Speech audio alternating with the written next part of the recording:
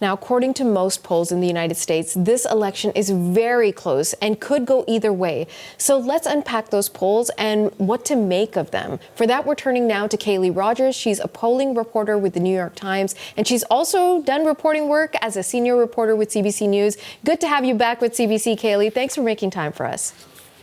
Yeah, thanks for having me. All right. Now you're with the New York Times. This is your beat, the polls. Make it make sense, Kaleigh, because the polls were wrong in 2016, very, very wrong. And I think really since 2016, there is a great deal of skepticism when we look at those numbers and what the percentages are. How should we feel about polls in 2024? Right. What a year to be the polling reporter at the New York Times. I will say, 2016, I think a lot of people remember that election as being the year that the polls were way off.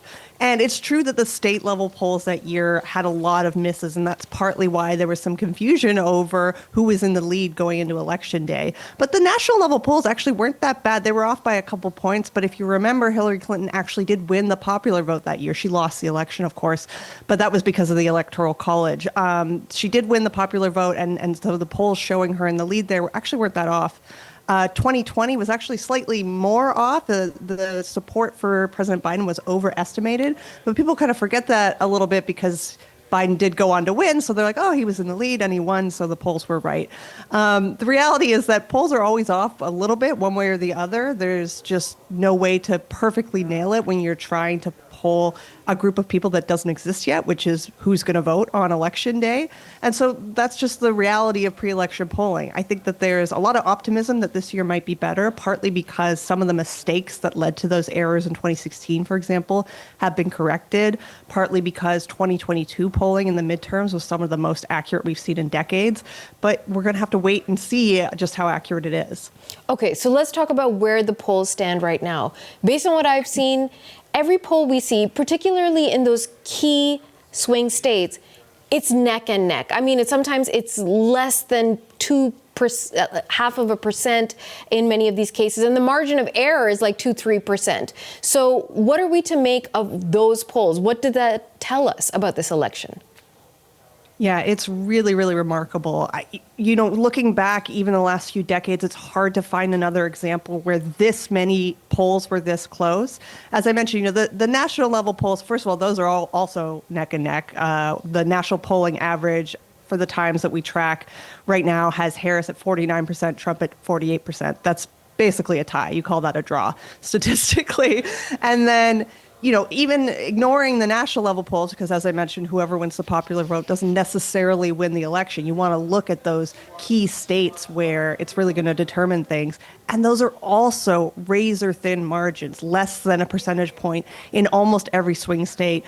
Georgia, the average has him up 2, has Trump up 2, and Arizona, the average has Trump up about 2. But as you mentioned, the margin of error is around 2 points as well. So you end up with what is essentially a toss-up. It's really, really hard for polls to be very precise. It's a really useful tool, and generally they're actually pretty accurate, but they're just not great at these super, super close elections with getting that kind of precision that I think people wish that they could.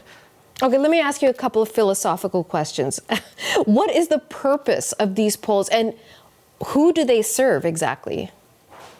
Yeah, I get asked that a lot, honestly, and I totally understand the frustration, especially in an election that is this close, where they're not really going to be able to give you the answer. Like, you need to understand that with the numbers where they are, if nothing changes between now and Election Day, nobody can be surprised with either candidate winning, and winning by a lot. This is like a couple points away from one or the other winning handily.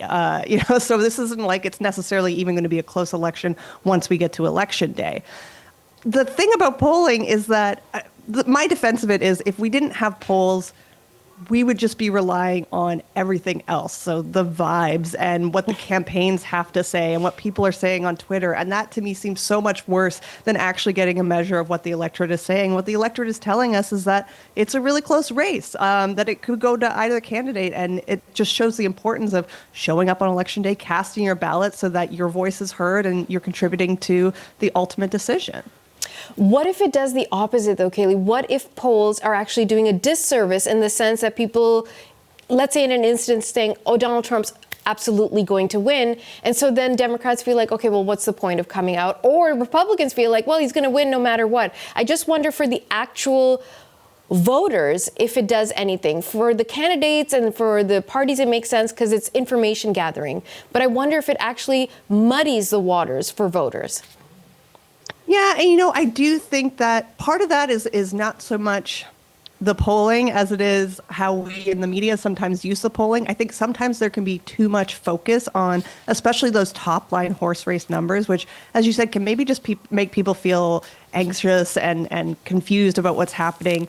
Really, there's a lot more valuable information kind of further down in these polls when they're asking voters about what they care about, talking about the issues that are most top of mind for them. That's really valuable information for elected officials to know what voters care about. It's like one of the few direct lines in democracy that voters have to tell their elected officials what matters to them and what they want to see action on. That's really valuable stuff. And I would urge readers and people consuming these polls to maybe consider the coverage that focuses more on that and try not to get too caught up in the horse race stuff. The last few years, the last few election cycles, I feel like there's been increasing focus on the polls.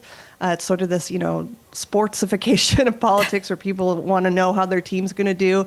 And especially in a race this close, like sometimes it helps to just kind of take a breather and take a step back from those day by day, horse race updates. Well, you're not in that position. You got to be watching all this stuff. So tell me, in the next 2.5 weeks, as you're monitoring these polls and reporting on them, what's going to be your key focus? Yeah, one of the things I'm going to be watching on is if there is any movement, especially if we get something late in the election cycle, which we've seen before, in 2016, the email investigation letter from James Comey, that came very close to Election Day. Like the October surprise element, you mean? Exactly. Yeah, right. There could definitely still be time for an October surprise, so I'll be watching for that. I'm also interested in seeing those questions about the issues, and I'm really curious what's going to compel people to come out and vote, what's motivating them, and how different voting groups are going to turn out. What is it that gets somebody to the ballot box? Is it abortion? Is it immigration? Is it the economy? What's top of mind, and what do people care about? That's really interesting to me. Okay, Kaleigh Rogers, we'll be reading your work, and hopefully we'll speak to you again over the course of the next 2.5 weeks. Thank you for your time. Happy to. All right, thank you.